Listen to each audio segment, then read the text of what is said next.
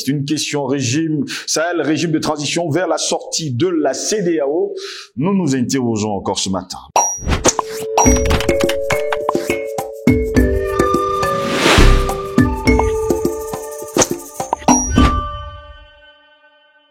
Mesdames, Messieurs, bonjour. Très heureux de vous retrouver sur Panafricaniste TV, votre chaîne de télévision qui vous apporte le meilleur de l'information.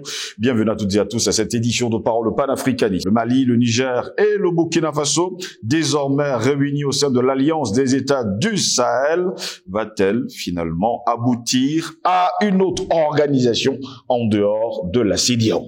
Pendant ce temps, ils sont très nombreux, les États au sein de la CEDEAO, qui veulent en sortir parce que jusqu'à preuve de contraire, ils ne comprennent pas pourquoi, jusqu'à preuve de contraire, leurs frères, le Burkina Faso, le Niger et sans oublier le Mali, sont toujours écartés et pliés sous des sanctions les plus abjectes.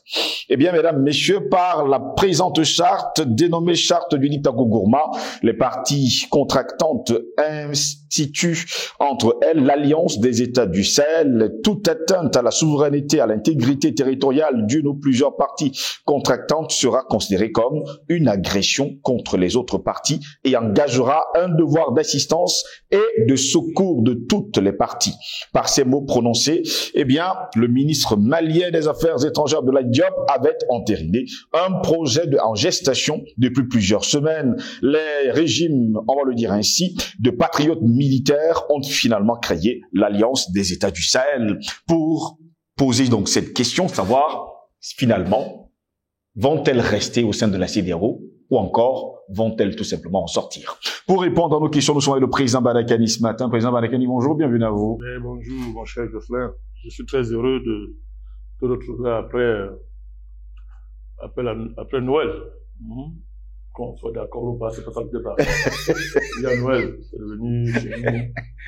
C'est une fête, on dit que c'est la fête des enfants. C'est devenu une fête, donc content de te retrouver Giresse.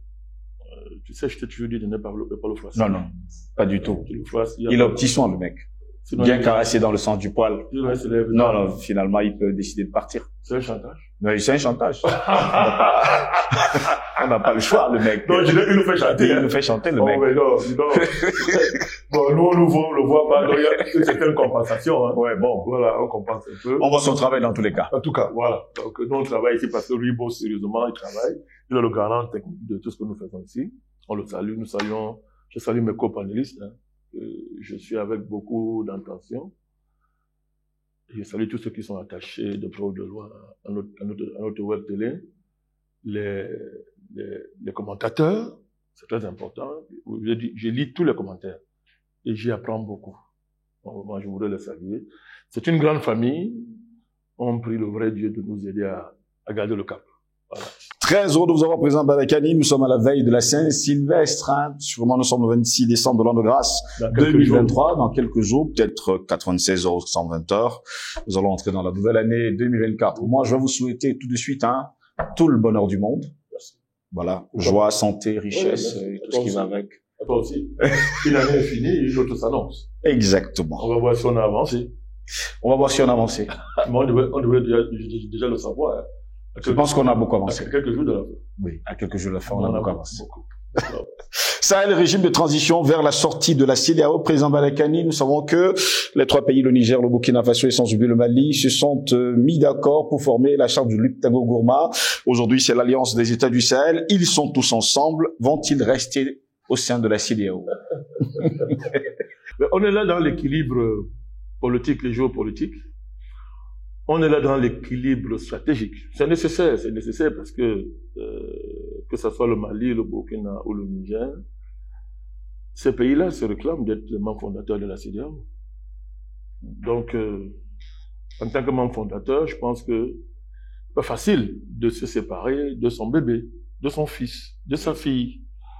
Il y a un lien sentimental, il faut l'assumer. Au-delà de tout ce qui est rationnel, il y a un lien sentimental. Exact. Il y a un lien paternel, que nous connaissons tous, que tout parent connaît, qui peut lier ces pays-là à la CEDEAO et qui explique le fait que jusqu'à présent, aucun des pays n'a pris la résolution de quitter la CEDEAO.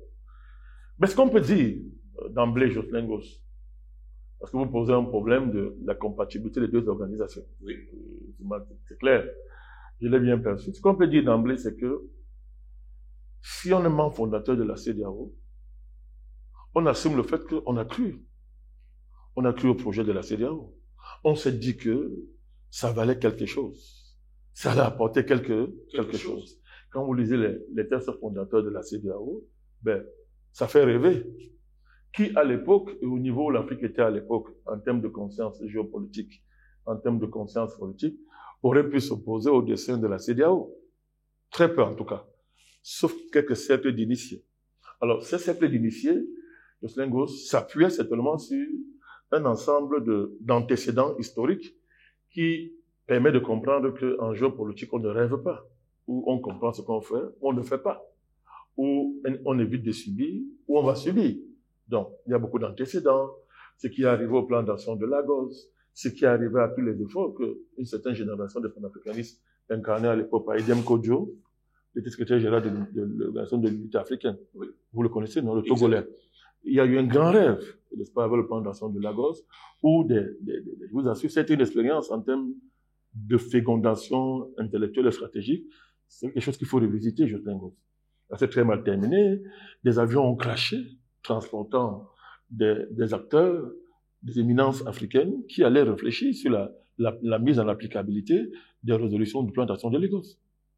Les avions ont crashé, ce que je dis, on n'a jamais su la moindre vérité sur cela.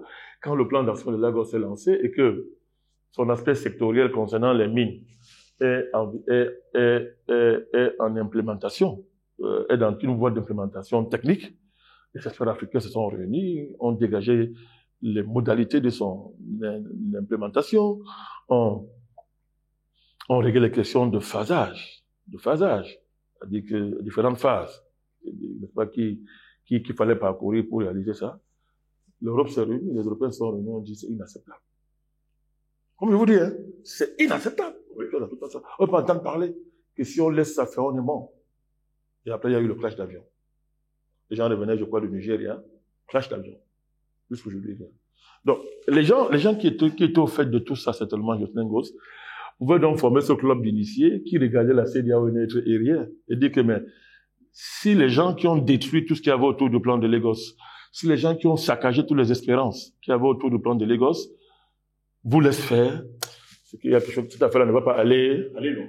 On leur a dit non, vous êtes des oiseaux de mauvais augure. La CEDEAO c'est plein d'espoir. Comment? Avec les Yademapé qui étaient les pères fondateurs, ça veut tout dire. Les Yademapé, nos amis du Nigeria, etc. Non, c'est le grand avenir. Mais il s'est passé quoi? La CEDEAO veut nous faire croire que, je vais résumer son histoire en très peu de temps.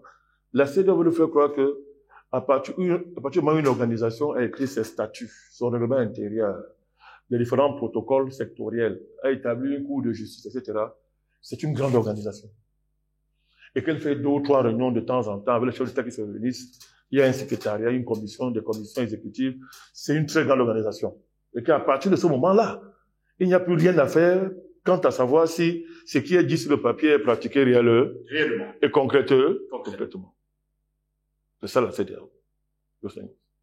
Donc, qu'est-ce qu'on a vu? Que mais ce qui est écrit, c'est le mensonge. C'est la diversion. Quand les pays ont été confrontés à des vrais problèmes stratégiques qui menaçaient leur survie, la CEDEAO a montré qu'elle n'avait pas été créée pour ce pays-là. Et que ceux qui ont signé le statut de membre fondateur eux-mêmes s'étaient égarés. On a compris que cette affaire-là est d'inspiration étrangère. Et que c'était une camisole de force géopolitique pour brider le panafricanisme. Parce que moi, je vais vous rappeler, les gens qui ne prennent pas le temps d'étudier le panafricanisme, l'Organisation de l'Unité africaine, l'OUA, malgré cet art, mais a lutté contre l'apartheid, de force, avec les pays de la ligne de front, jusqu'à l'effondrement de la politique de la part, je dis bien effondrement politique, parce qu'elle continue sur le plan économique. Mais c'était quelque chose de fort, de voir les pays africains être fermes jusqu'à débarrasser le continent des vestiges du colonialisme, parce que l'apartheid, c'est vestige du colonialisme, Jocelyn Gosse. Les pays de la ligne de front, le Zimbabwe, la Namibie, Mozambique, etc.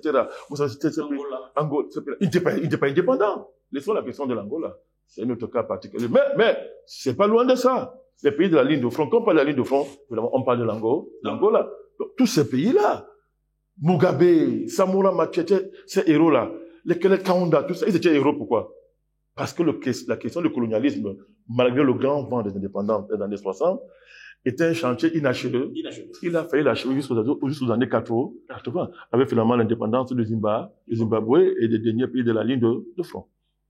Donc, vous voyez très bien que l'Organisation de l'Unité africaine a fait ça. Et quand vous lisez la charte de l'Organisation de l'Unité africaine, mais ça vous fait frémir. Et après ça, je vous ai dit ça, une nouvelle génération de panafricanisme va émerger, qui avait le plan d'action de Lagos, qui est révolutionnaire, Joseph Lagos. Et de là ont émergé les figures comme Edem Kodjo, secrétaire général de l'Organisation de l'Unité africaine. Il n'était pas seulement c'est pas ça qui a fait sa gloire. Ce qui a fait la force d'Edem Kodjo, c'est son implication dans cette dynamique-là. On a eu les Adebedje, qui était le président, le secrétaire exécutif de la commission du plan d'action de Lagos. Tout ça, quand vous lisez le plan d'action, je vous conseille, allez le lire. Vous allez comprendre que le panafricanisme n'était pas mort. Il n'était pas mort. Et de ce point de vue, les ennemis du panafricanisme, les occidentaux, ne pouvaient pas dormir. Vous comprenez pourquoi, à un moment donné, des trucs comme la CEDEAO ont émergé pour diluer l'idéal panafricaniste et le mettre sous le contrôle total de l'Occident. Très important. Donc, ceux qui ont pensé la CEDEAO ont cru que les combats étaient terminés. Que maintenant on est dans un monde où chacun est gentil, je t'aime moi non plus, ça va, c'est bon, on va se tenir la main, et les choses vont aller. Bienvenue la coopération Europe-Afrique, bienvenue la solidarité internationale, etc. Mais ils se sont réveillés. Ils sont réveillés avec une grande gueule de bois, Joseph Ngos. Quand les gens décident de changer la géopolitique mondiale à partir des attaques du 11 septembre 2001, si on prend ça pour référence, parce que ça a commencé depuis l'Afghanistan, pour ceux qui savent voir, l'Afghanistan. Donc, depuis la chute du mur de Berlin, avec les événements de la Pologne, Solidarność, c'est ce fameux syndicat, l'implication du pape Jean-Paul II, etc. Ceux qui savaient analyser avaient déjà vu où ça allait. Je ne parle même pas déjà de l'évolution du capitalisme, déjà, mais avant la chute du mur de Berlin, les compromis qu'il y avait entre le sommet de l'Union soviétique et les États-Unis. Tout ce qu'il y avait derrière comme deal en matière d'économie, etc. Donc, ça se voyait. Donc, quand les chamboulements sont actés, les pays africains, comme d'habitude, les gens sont naïfs, ils sont même pas dans l'histoire, ils savent même pas ce qui est en train de se passer, jusqu'à ce qu'arrive en Afrique le phénomène terroriste, qui est implémenté, organisé par l'Occident, à travers ce qui s'est passé en Côte d'Ivoire, ce qui s'est passé en Libye. Donc, c'est ça. Alors, les pays de la CEDEAO sont attaqués par les terroristes, au point qu'ils sont menacés de disparition. La CEDEAO ne dit rien.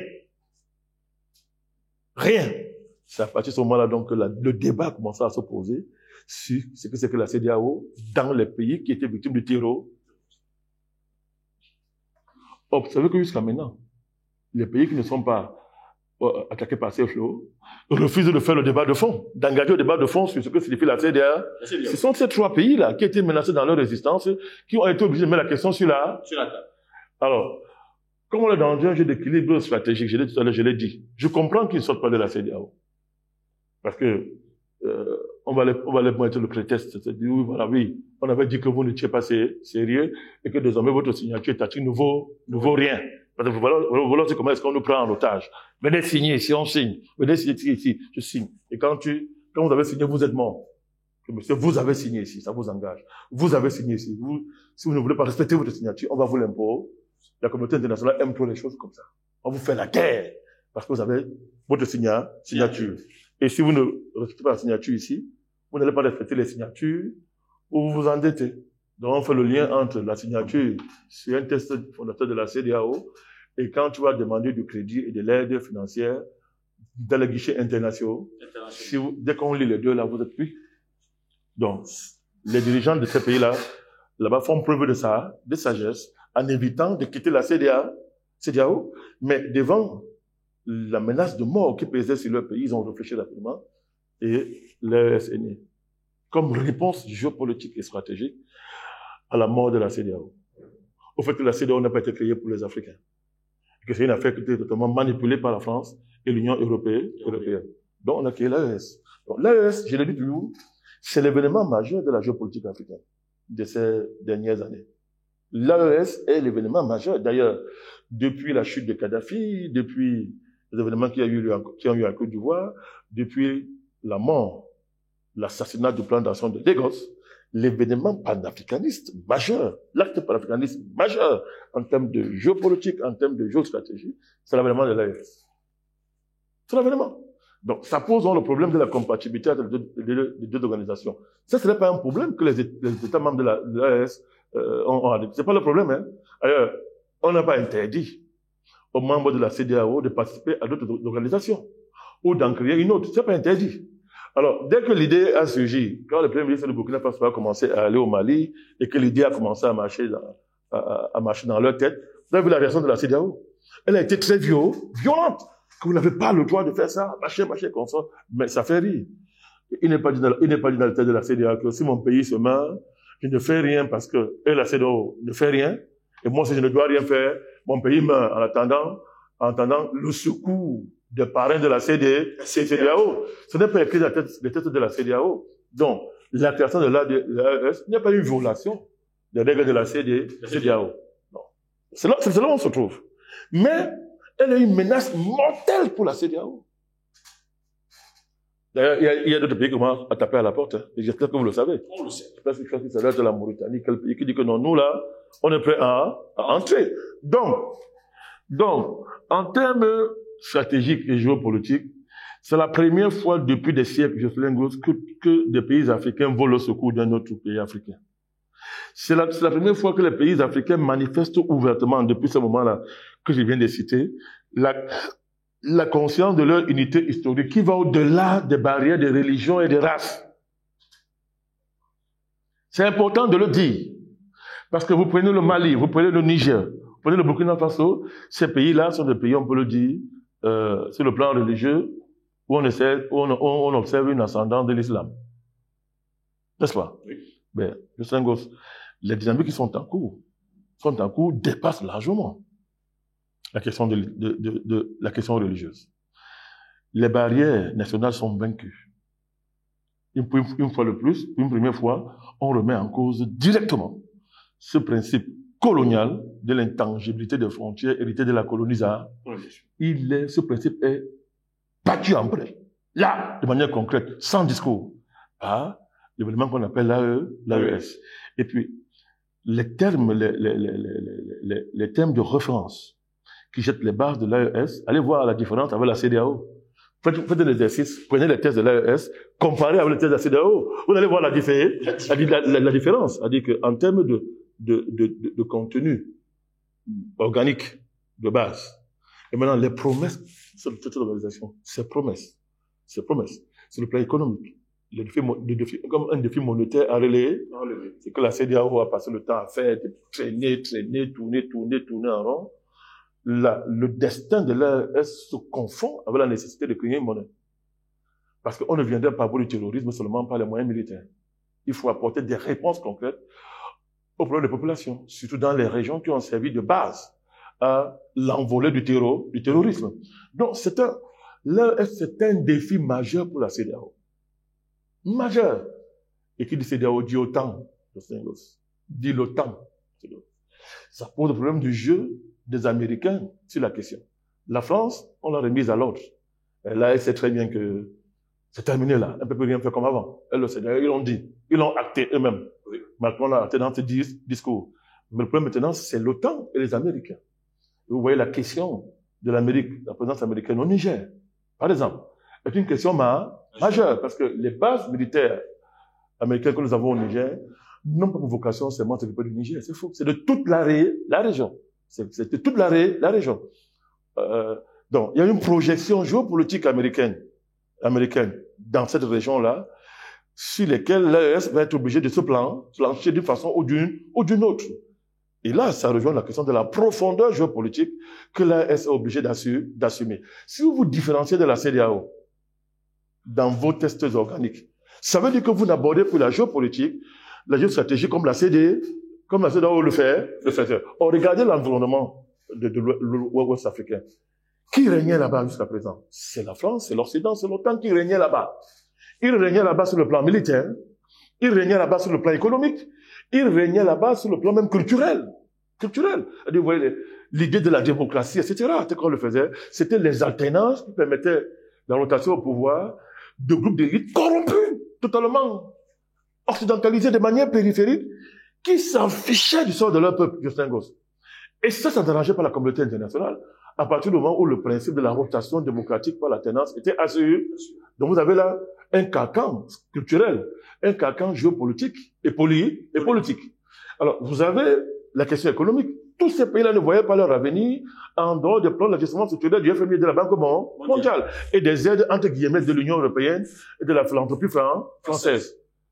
Vous avez vu, dès qu'il y a un problème au Niger, on dit, on va suspendre l'aide internationale. Vous voyez des choses comme ça. C'est méprisant, c'est raciste. Ces pays-là sont obligés, tout en restant dans ce dialogue, de penser un avenir économique qui se démarque de ce type d'horizon, de Saint-Gos. C'est un problème. Vous voyez que, pareil sur le plan militaire, ces pays-là ne pensaient pas à leur avenir militaire en dehors de l'horizon militaire dessiné par la CEDEAO, évidemment, l'Occident. Aujourd'hui, la donne a complètement changé. Et si vous décidez de changer vos orientations géomilitaires, vous êtes obligé de changer vos orientations géoéconomiques et géoculturelles. Là, je parle de système politique. Alors, vous voyez très bien le conflit qu'il y a entre les transitions militaires qui se sont implantées et la communauté internationale. C'est la guerre. C'est que non, 24 mois, pas plus. 2 ans, pas plus. Mais, pas possible. Mais c'est quoi le problème? C'est quoi le problème? Donc, on a préféré que les pays là meurent sous les assauts terroristes pourvu qu'il y ait de l'alternance. C'est-à-dire, alternance, oui, même en mourant. Mourez dans l'alternance. Mais faites la terre. C'est grave. C'est incompréhensible, Justin-Gos. Si on ne comprend pas qu'on est dans l'impérialisme, qui renouvelle ses modalités d'implémentation. N'est-ce pas? Alors, 24 mois. Mais les militaires disent non, ça ne tient pas. Laissez-nous définir nos calendriers de transition. Choc frontal violent. Et là, les peuples sont obligés de réfléchir. Les élites sont obligées de réfléchir sur qu'est-ce que la démocratie qu'on nous a vendue depuis très longtemps. Qu'est-ce qu'on met dedans? Et les secrets sont dehors. Regardez aujourd'hui la situation de l'Algérie et du Mali. Qui l'aurait imaginé hier? Aujourd'hui, l'Algérie est exposée complètement. Et son complot avec Paris, fait dans la nuit, est dehors, Justin-Gos. Aujourd'hui, on comprend très bien le deal entre les services secrets français et Algérie. On comprend très bien le deal. Vous voyez que là encore, c'est un défi majeur pour l'AES. Parce que jusqu'à hier, l'Algérie a fait semblant d'être un ami. Mais aujourd'hui, alors qu'on croit qu'on a réglé le problème de la France, on voit l'Algérie surgir maintenant derrière et nous montrer son vrai vie sous parrain des groupes terroristes. Vous voyez que la question s'élargit. On est là maintenant dans un échiquier géopolitique, Justin-Gos, qui est plus grand que ce qu'on pense. Il faut intégrer la question de l'Algérie maintenant. Mais si vous intégrez l'Algérie, le Maroc, lui, sort. Tu vois, le Maroc, lui, va venir se mettre là. Parce que dans la rivalité maroco-algérienne, on l'accorde. Mais si vous intégrez le Maroc, vous n'allez pas intégrer la Libye, ni l'Égypte. Vous voyez donc, ça revient cette affaire. Quand on parle, je vous dis que c'est l'événement majeur. Parce que l'AES a déclenché un processus qui va lui demander maintenant aux Africains de s'impliquer à fond et de prendre en charge la géopolitique mondiale pour leur propre compte. Est-ce que la réflexion est à ce niveau? Nous avons l'obligation de prendre ça en charge et de ressortir tous les enjeux théoriques sur le plan de la géopolitique, de la pensée géopolitique, de la pensée stratégique. Nous sommes obligés de la produire, Justin-Gos. Et ça, c'est notre tâche. Ce n'est pas seulement la tâche du Mali, du Niger et de Burkina Faso. C'est la tâche de tous les panafricanistes. Voilà pourquoi, si vous étiez à ma cérémonie d'inauguration du siège, de ce que vous avez appelé le temple, de vous qui avez dit que c'est le temple du panafricanisme, nous avons dit que nous devons passer à un niveau supérieur. On est obligé.